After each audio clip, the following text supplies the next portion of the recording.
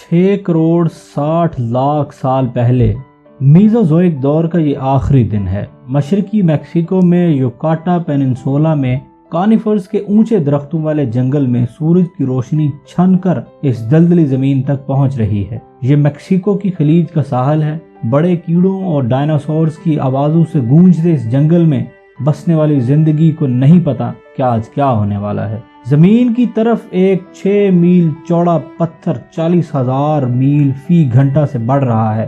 فضا میں پہنچ کر اس کی رگڑ سے یہ گرم ہوا اور پھر زبردست دھماکہ، ایسا زبردست تصادم جو 1,00,000 کھرب ٹن بارود کے پھٹنے جیسا تھا۔ یہ پہاڑ کے سائز کا پتھر کئی میل تک اندر دھس گیا اور اس تصادم نے زمین کی سطح میں میلوں گہرا 115 میل چوڑا گڑھا بنا دیا۔ کئی مربع میل چٹانیں دھواں ہو گئی۔ اس سے زمین پر ایک بڑا زخم جسے خلیج میکسیکو کہا جاتا ہے وہ بن گیا۔ اس کے بعد کیا ہوا؟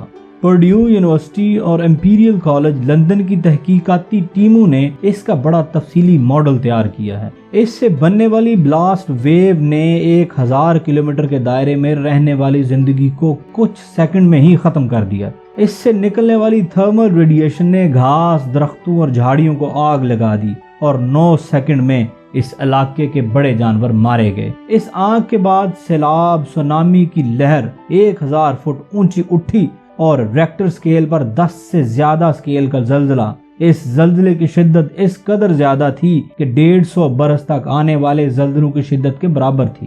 8 منٹ بعد راکھ نے نیچے گرنا شروع کیا اور جلتی زمین اس راکھ سے ڈھک گئی۔ جہاں پر یہ تصادم ہوا تھا اس کے آس پاس اب سینکڑوں فٹ ملبہ تھا۔ اس کے 45 منٹ کے بعد ایک زبردست طوفان جو 600 میل فی گھنٹہ کی رفتار سے ہے، جو یہ ملبہ بھی لے اڑا اور جہاں پہنچا وہاں ہر کھڑی چیز کو گرا دیا۔ جو براہ راست اس کی زد میں نہیں آئے اس سے دور تھے، انہیں اب تاریک ہوتا آسمان نظر آ رہا تھا، ایسے جیسے ٹوٹتے ستاروں کی بارش۔ یہ وہ ملبہ ہے جو اس تصادم کی وجہ سے اڑ کر اب واپس زمین کی طرف آ رہا تھا، لیکن یہ ٹوٹے ستاروں سے کچھ فرق ہے، جیسے سرخ رنگ کی لکیریں، راکھ، اڑتی چٹانیں، دھول اور اس کے ملبے کی وجہ سے آسمان تاریک ہوتا جا رہا ہے۔ کچھ گھنٹے تک مکمل تاریکی رہی، پھر ہلکی ہلکی پھیلتی روشنی۔ اگلے کچھ ہفتوں اور مہینوں تک ایسے جیسے کوئی بہت ابرآلود دن ہو۔ اس تصادم کے ابتدائی گھنٹے نے آس پاس کے جانداروں کی جان لے لی، لیکن ماحولیاتی اثر دیر پا تھا۔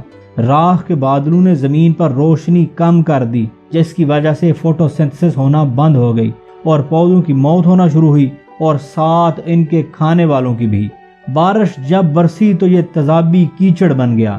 لگنے والی ان بڑی آگ سے زہریلا مواد بکھر گیا اور کچھ عرصے کے لیے اوزون کے لیے بہت بڑا خطرہ ثابت ہو گیا، اور اس راکھ نے اوزون لیئر کو بہت بڑا نقصان پہنچایا، جس کی وجہ سے آسمان کی بہت ساری خطرناک شعاعیں سیدھی زمین کی طرف آنے لگی، اور ان خطرناک شعاعوں کی وجہ سے جو کچھ رہتے جاندار اس زمین پر موجود تھے ان کی بھی موت ہونا شروع ہو گئی، اور کچھ ہی عرصے کے اندر اس زمین سے زندگی کا خاتمہ شروع ہو گیا۔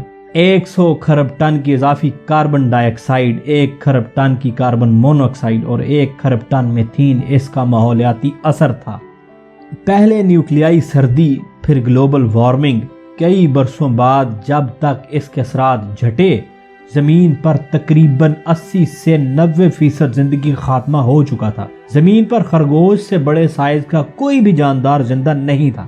16.5 کروڑ سال تک زمین پر ڈائناسورز کے غلبے کا یہ اختتام تھا، اور یہ ان کا آخری دن تھا۔ وہ پتھر جو زمین پر جانداروں کی اتنی بڑی تباہی کا سبب بنا، وہ پتھر کیا ہے، اس کی کیا حقیقت ہے، اور وہ زمین کی طرف کیوں آیا، اور اتنے بڑے دھماکے کی وجہ کیوں بنا، یہ سب کچھ ہم اپنی اگلی ویڈیو میں ڈسکس کریں گے۔ ابھی تک کے لیے ہمیں دیجیے اجازت۔ شکریہ۔